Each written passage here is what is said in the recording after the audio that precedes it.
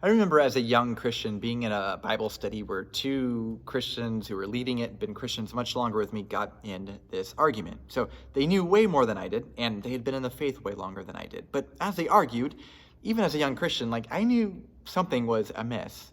I had no idea who was right and who was wrong, but I knew enough to realize that the way they were going about their disagreement, probably wasn't correct.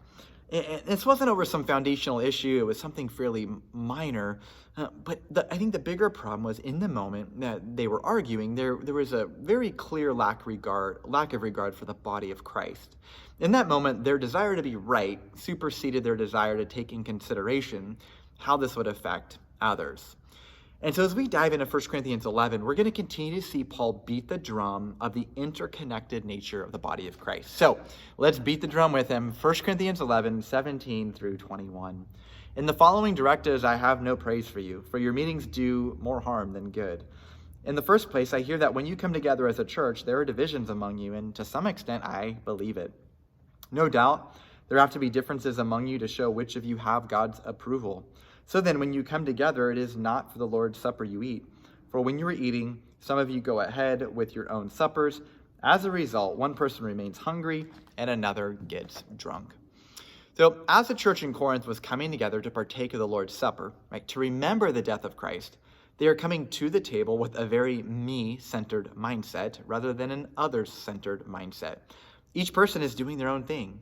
The haves of the church are bringing their food and feasting, while the have-nots of the church are unable to bring their food and to enjoy feasting. So Paul's rebuke of them stems from the invisible reality of their interconnectedness of the body of Christ. So in essence, what's going on is they're coming together to remember the one who set aside his rights and preferences to die on their behalf.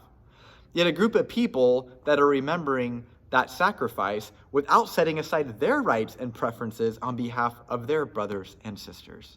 They are unwilling to be for one another what Christ was for them. Now, perhaps the heart of the problem is this.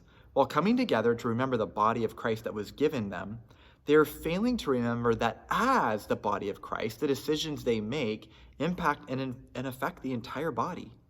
Well, Paul's instruction to them is some ways it's reminiscent of what he says in Romans 12, to weep with those who weep, to rejoice with those who rejoice.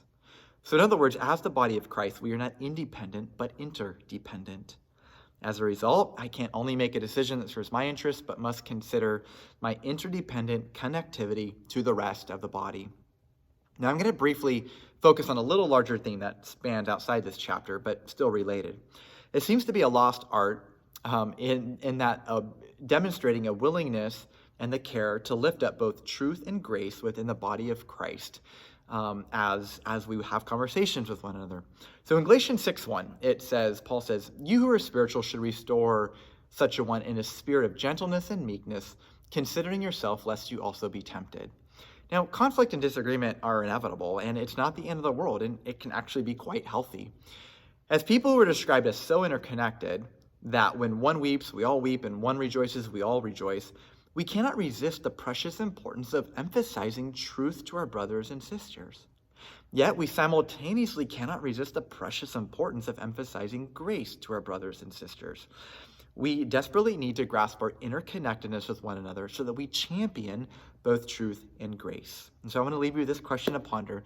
Which of those do you need to be championing in your life in order to love others well?